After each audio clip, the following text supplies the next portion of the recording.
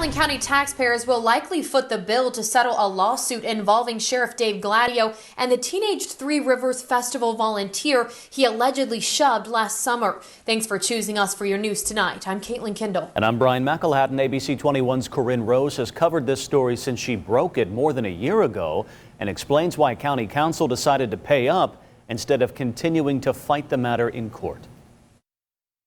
We, the council, don't believe taxpayers should have to pay this bill. We believe the sheriff should pay the bill. Allen County Council voted 5-2 to pay a $55,000 settlement to the family of a Three Rivers Festival volunteer who claimed last summer an intoxicated off-duty Dave Gladio identified himself as the sheriff, then shoved the teen to the ground, injuring him. The family had initially sued for the maximum $300,000.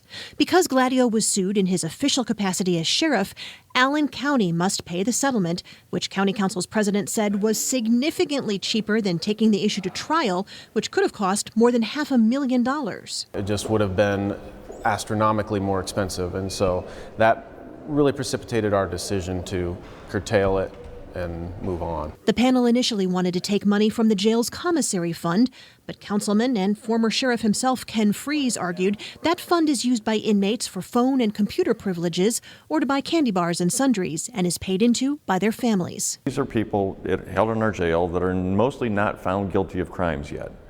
And I think it is wrong to try to take money from them to pay for the actions of the sheriff. Ultimately, council voted for the settlement to be paid out of the commissioner's indemnification or liability defense fund. The taxpayers were on the hook. It's not the county.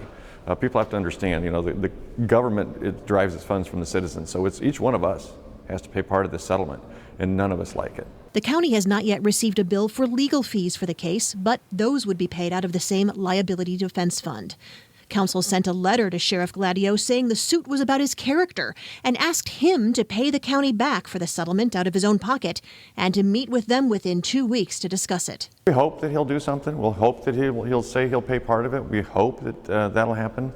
No guarantees. Gladio's attorney said he couldn't comment on the case because it hasn't officially been closed, but is expected to be complete by the end of the month. Corinne Rose, ABC 21.